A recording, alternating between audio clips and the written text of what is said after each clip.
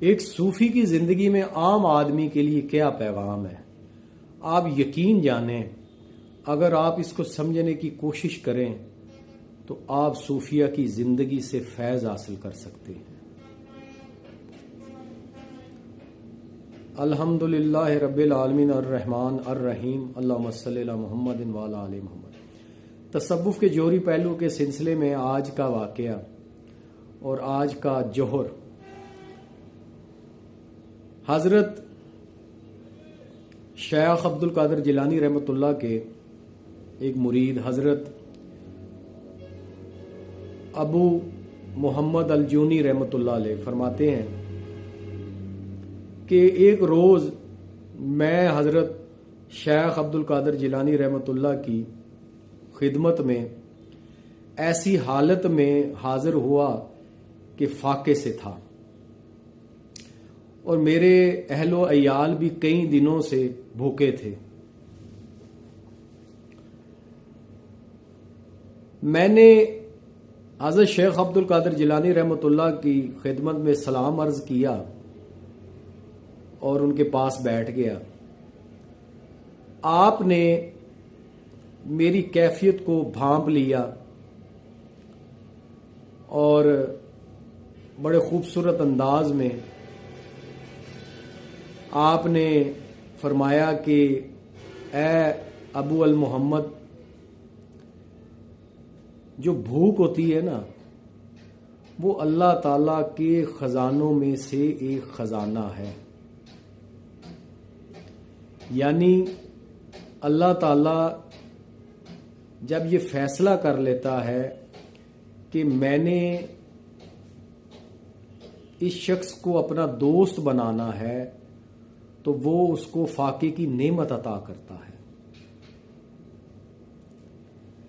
अब ये बड़ी खूबसूरत जो है ये नसीहत भी और इस वाक़े का जोहरी पहलू भी।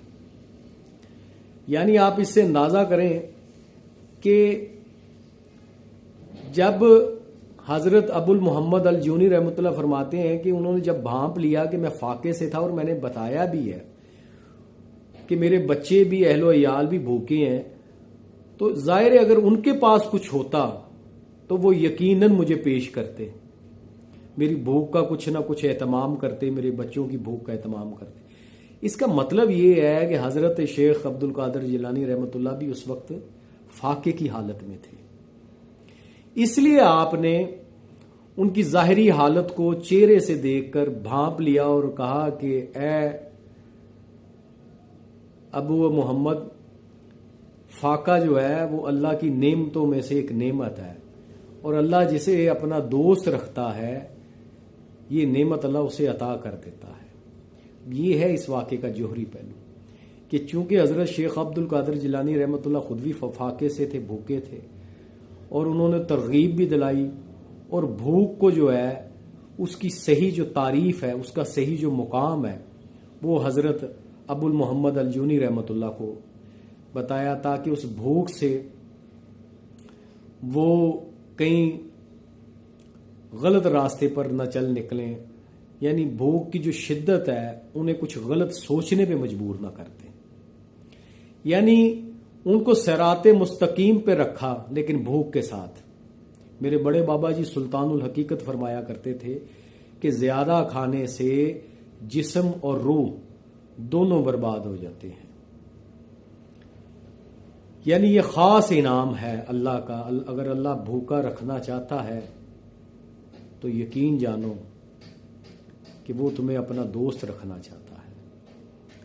तो कितनी खूबसूरती के साथ आपने देखा कि हज़रत शेख अब्दुल कादिर जिलानी रहमतुल्लाह ने हज़रत अबुल मोहम्मद अल जूनी रहमतुल्लाह को भूख की फजीलत बयान की और उन्हें उसी रास्ते पे गामजमद रहने की तरगीब दिलाई कि भूख से परेशान नहीं होना, घबराना नहीं है।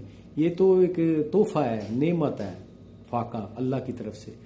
यानी तुम ये समझ लो कि अल्लाह ने तुम्हें चुन लिया, अपने दोस्तों में शुमार कर लिया, इसलिए अल्लाह ने तुम्हें ये फाका दिया नेमत की सूरत में।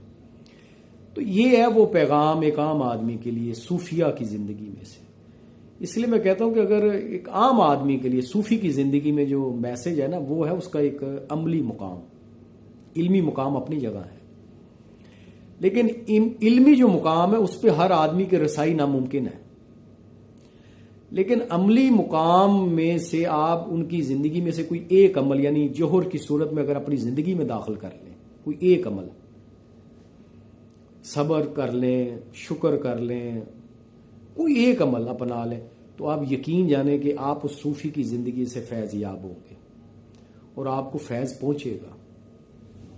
तो अल्लाह ताला हमें बुजुर्गान दीन की सही मुकाम और मर्तबा उनका समझने की तौफीक अता फरमाए और हम सबको मुकाम शरफ अता फरमाए। और सूफिया की ज़िंदगी में से वो जो एक पैगाम है, एक मैसेज है, यानी एक अमली काम, यानी एक जोहर जिसे हम अपनी ज़िंदगी पे नाफज कर सकें, अगर हम ये कर लेते हैं तो यकीन जाने आपको उस सूफ़ी से फैज़ मिलेगा, चाहे वो सूफ़ी हयात है या नहीं है। तो यही काम है असल में करने वाला और यही सूफिया का काम था। अल्लाह ताला हमें ये समझने की तौफीक अता फरमाए और हम सबको मुकाम शरफ अता फरमाए। आमीन। शुक्रिया।